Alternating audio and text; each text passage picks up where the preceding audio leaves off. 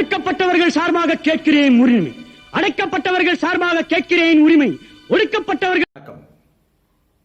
ஒவ்வொரு மனிதனுக்கும் உள்ள உரிமையை, அதாவது சுதந்திரத்தை உறுதி செய்வதுதான் பேச்சுரிமை. ஒரு மனிதனுடைய சுதந்திரத்தை வெளிப்படுத்துவது அவனுக்குள்ளே இருக்கின்ற பேச்சுரிமை. ஆகவே பேச்சுரிமை என்பது உங்களுடையது, என்னுடையது அல்ல. நாம் எல்லோருக்கும் பொதுவானதுதான் உங்களுடைய பேச்சுரிமை சேனல். நிகழ்ச்சிக்கு உங்கள் அனைவரையும் அன்போடு அழைக்கிறேன். தொடர்ந்து இணைந்திருங்கள் பயணத்தில். இப்போ இந்த பல கட்ட தேர்தலாக நடக்குதில்ல,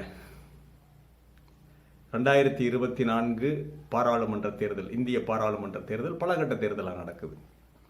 இதற்குள்ள ஒரு மிகப்பெரிய விஷயமே, திகிலூட்டும் மர்மம் மறைந்திருக்குது. இதை யாருமே சரியா பார்க்கல. 7 கட்ட தேர்தலாக நடக்கிறது. மொத்தமுள்ள 534 தொகுதிகளில் 7 கட்ட தேர்தலாக நடக்கிறது. இதை சரியா நம்ம யாருமே அதை சரியா பார்க்கலைன்னு தான் என்னுடைய அபிப்பிராயம்.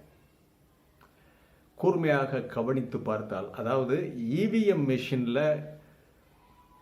ஃப்ராட் பித்தலாட்டம் பண்ணலாம் அப்படின்னு சொல்லி அண்ணன் பொன்ராஜ் அவர்கள், அப்துல் கலாம் அவர்களுடைய ஆலோசகர், அறிவியல் ஆலோசகர் அண்ணன் பொன்ராஜ் அவர்களும், டாக்டர் அண்ணன் ஐயநாதன் அவர்களும் பல்வேறு நிகழ்ச்சிகளிலே நிரூபித்திருக்கிறார்கள். இதற்கான வாய்ப்பு உள்ளது, சந்தேகம் உள்ளது, வாய்ப்பு உள்ளது. சமீபத்தில் பொன்ராஜ் முடியும் அப்படின்னு நிரூபிச்சே காட்டிட்டார். சரி, முடியும்னா ஒரே மாதிரி முடியுமா? ஒரே எல்லா மாநிலத்திலையும் பண்ண முடியுமா? முடியாது. இந்த திருட்டுத்தனம் பண்றவன், முள்ள மாதிரித்தனம் பண்றவனுக்கு மாதிரி தந்திரம், சூட்சுமம் இது வேற யாருக்கும் இருக்காது. திருட போறவன் நாலா பக்கத்தையும் பார்த்து சிறிய ஓசையை கூட ரொம்ப கவனிப்பான், இருட்டை கவனிப்பான், மனுஷன் எத்தனை மணிக்கு தூங்குவான்னு கவனிப்பான். இதையெல்லாம் கவனிக்கிறவன் தான் ஒரு வெற்றிகரமான திருடனா இருக்க முடியும். இப்போ நம்ம தேர்தல் கமிஷன் வெளியிட்டிருக்கிற இந்த தேர்தல் அட்டவணையை பார்த்தால், இது தேர்தல் கமிஷன் அவங்க ஆஃபீஸில் உட்கார்ந்து ஊழியர்கள் உட்கார்ந்து திட்டம் போட்டு வகுத்தது மாதிரி தெரியல. பாரதிய ஜனதா கட்சியினுடைய ஆஃபீஸில் அவங்க எழுதி போட்டு கொடுத்த மேப்பை கையெழுத்து போட்டு தேர்தல் கமிஷன் வெளியிட்டிருப்பது போல் தான் நமக்கு தெரிகிறது. இதை கூர்ந்து கவனித்தால் நீங்கள் பாருங்க, ஒரு ஃப்ராடை பக்காவாக பண்ணணும்னா அதுக்கு அதற்கான தொழில்நுட்ப வல்லுனர், மிகச்சிறந்த 100% மிகச்சரியாக அதை செய்து முடிக்கக்கூடிய ஆற்றலுடைய ஒரு டெக்னீஷியன் வேணும். இப்போ டெக்னீஷியன் அந்த மாதிரி டெக்னீஷியன்லாம் ரொம்ப பற்றாக்குறை இருக்கும். எல்லாருமே பண்ணிட முடியாது. பலரும் டிவி பழுது பார்ப்பாங்க, யாராவது ஒருத்தர் தான் சரியாக பார்ப்பார். பல கம்பெனியில் ஃப்ரிட்ஜை கொடுத்து பார்ப்பீங்க ரிப்பேர், ஆனால் யாராவது ஒருத்தர் தான் சரியாக பார்ப்பாங்க, கோட்டை விட்டுருவானுங்க. அதே மாதிரி இப்போ இதை எப்படி பிரிச்சிருக்காங்க தெரியுமா?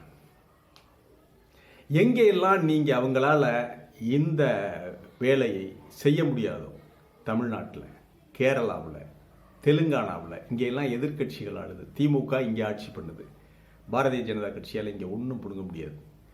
ஏன்னா யாராவது ஒரு டெக்னீஷியன் விஷயத்தை லீக் பண்ணிட்டான்னா, ஒரு ஒப்புதல் வாக்கு மூலம் கொடுத்துட்டான்னா எல்லாமே நின்று போயிடும், தேர்தலே நின்று போயிடும், சுப்ரீம் கோர்ட் சாட்டை எடுத்துடும்.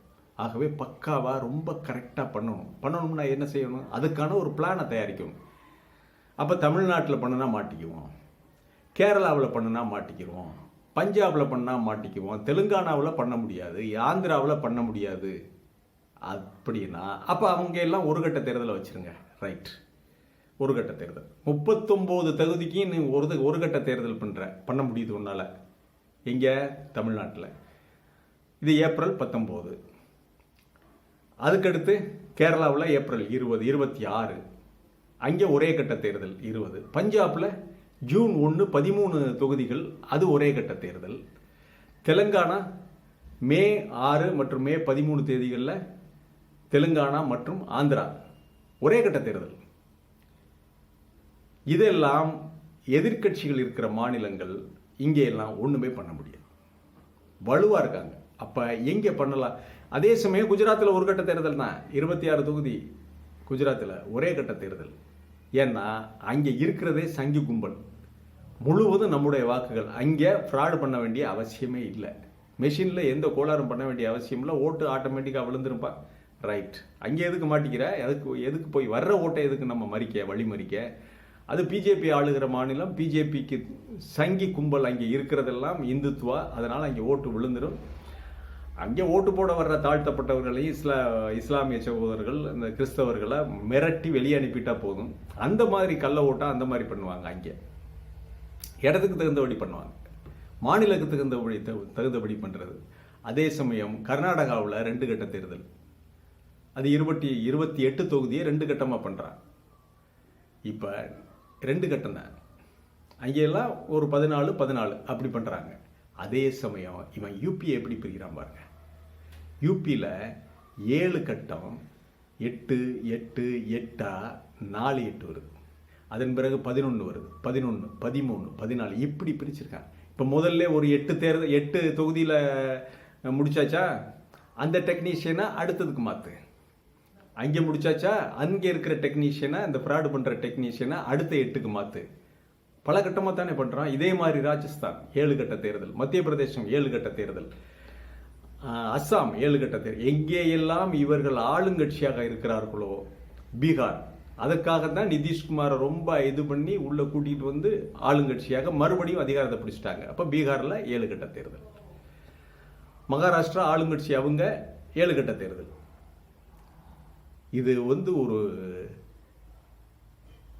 இதை நீங்கள் பார்த்தா, அப்போ அவங்களுக்கு டெக்னீஷியன் ஏதோ பற்றாக்குறை இருக்குது.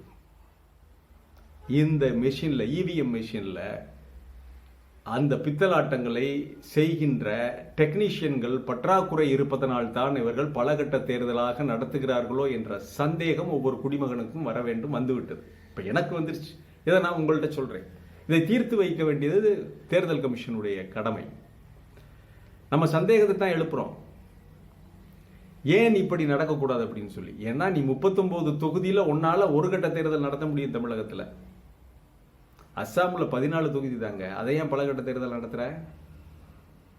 ஏன் சின்ன சின்ன ஸ்டேட்ல எல்லாம் 14 தொகுதி அந்த மாதிரி அவங்க ஆட்சி பண்ணுற மாநிலத்தில் இருக்கிற தங்களுக்கு தோதான மாநிலங்கள்ல எல்லாம் பல கட்ட தேர்தல் நடத்துகிறாங்க. சிறிய மாநிலமாக இருந்தாலும் பெரிய மாநிலமாக இருந்தாலும் பல கட்ட தேர்தல். உறுதியாக தனக்கு வாக்கு வருகின்ற குஜராத் போன்ற இதில் ஒரே கட்ட தேர்தல். இதுதான் இவங்களுடைய தில்லுமுள்ளு பித்தலாட்டத்துக்கு எவ்வளவு அழகாக ஸ்கெட்ச் போட்டு பண்ணுறாங்க பாருங்க. மாட்டிக்கிறாமல் இருக்கணும்ல, இல்லை நாங்கள் சரியாக தான் தேர்தல் பண்ணோம் அப்படின்னு சொல்லி. ஸோ இது அப்போ பொன்ராஜ் இவர்கள், ஐயநாதன் அவர்கள் சொன்னதெல்லாம் உண்மை என்று நம்பக்கூடிய நிலைமைக்கு நாம் வந்துட்டோம். மெஷினில் பண்ணலாம், மெஷின் நீட்டாக. பொன்ராஜ் ஐயா மிகச் சமீபத்தில் 2 நாட்களுக்கு முன்பு அவர் ஒரு டெமோ காட்டினார். அதில் மிகச்சரியாக அவர் சொல்கிறார், அதை பண்ண முடியும். இந்த வாக்குகள் முழுவதும் தாமரைக்கு போக வைக்க முடியும், பல்வேறு விஷயங்கள் மூலம் பண்ண முடியும். ஆக அப்படின்னா அதை செய்வதற்கான டெக்னீஷியன் குறைவாக இருக்காங்கன்னு தான் அர்த்தம். ஒரு தொகுதிக்கு, ஒரு நாடாளுமன்ற தொகுதிக்கு 1500 பூத். அதாவது ஒரு நாடாளுமன்ற தொகுதிக்கு 1500 பூத். 1500 பூத்தில் ஒரு பூத்துக்கு 2 மிஷின். அது வேட்பாளர்களை பொறுத்த அளவுக்கு 2 மிஷின் வரும், 3 மிஷின் வரும், 4 மிஷின் வரும். ஒரு மிஷினோட கூட நின்று போயிடும். அந்த ஒரு மிஷினில் தான் உங்களுக்கு, அதாவது அந்த அதிகப்படியான வாக்குகள் விழுகிறதுங்கிறது முதல் மிஷினில் தான் இருக்கும். அங்கே தான் மாநில கட்சிகள், தேசிய கட்சிகள்லாம் முதல் மிஷின்லேயே வந்துடுவாங்க. அந்த ஒரு மிஷினில் கோளாறு பண்ணாவே போதும். ஆகவே 1500 மிஷின், 1500 2000 அப்படி கொஞ்சம் கணக்கு போட்டு 2 மிஷினாக பார்த்தோம்னா 3000 மிஷின். 3000 மிஷினையும் வேலை பார்க்கறதுக்கு 3000 பேர் வேணும், 3000 ஒர்க்கர்ஸ் வேணும், 3000 டெக்னீஷியன்ஸ் வேணும். அப்போ உங்களுக்கு டெக்னீஷியன் பற்றாக்குறை இருக்கும். அப்போ அதுக்காக தான் யூபியில் இங்கெல்லாம் அவர்களுக்கு தோதான மாநிலங்களில் எல்லாம் பல கட்ட தேர்தலாக 8 தொகுதியாக, 7 தொகுதியாக, 5 தொகுதியாக பிரித்து விளையாடி இருக்கிறார்கள். இங்கே முடிச்ச உடனே இந்த டெக்னீஷியனை அங்கே கொண்டு போகலாம். இதை எச்சரிக்கையாக பார்க்க வேண்டும், மிக உன்னிப்பாக கவனிக்க வேண்டும். ஒரு இடத்துல யூபியிலையோ பீகார்லையோ அங்கே மகாராஷ்டிராவிலையோ ஒரு தொகுதி முடிந்து அடுத்த தொகுதிக்கு அங்கே வேலை செய்த டெக்னீஷியன்ஸ் அவங்கெல்லாம் இங்கே வர்றாங்களா? அதாவது இந்த தொகுதி கடந்த தேர்தல் ஒரு இப்போ உதாரணமாக மே 6ஆம் தேதி முடித்தவங்க, ஏப்ரல் 26ஆம் தேதி ஒரு பேசுறீங்கல்ல, 26ஆம் தேதி முடித்த டெக்னீஷியன் அப்படியே டிரான்ஸ்ஃபர் ஆகி ஷிஃப்ட் ஆகி அடுத்த மே 13க்கெல்லாம் வந்துட்டாங்கன்னா இன்னொரு பூத்தில் அவங்க தலை தெரிஞ்சா இது நிச்சயமாக அப்பட்டமாக இது தில்லுமுள்ளு நடக்கும். மெஷினில் தில்லுமுள்ளு பண்ணத்தான் இவங்க இங்கேருந்து டிரான்ஸ்ஃபர் பண்ணி வர்றாங்க அப்படிங்கிறத நம்ம தெரிஞ்சுக்கலாம். எச்சரிக்கையாக உஷாராக தயவு செய்து வாக்களிக்க செல்லுகின்ற இவங்கெல்லாம் ஏதாவது ஒரு கேப் கிடைச்சா இந்த தேர்தல் அதிகாரிக்கு சம்பந்தம் இல்லாத யாராவது டெக்னீஷியன்கிற போர்வையில் இருந்தால் அவங்கள ஃபோட்டோ எடுத்து வச்சுக்கோங்க, செல்லில் ஃபோட்டோ எடுத்து வச்சுக்கோங்க.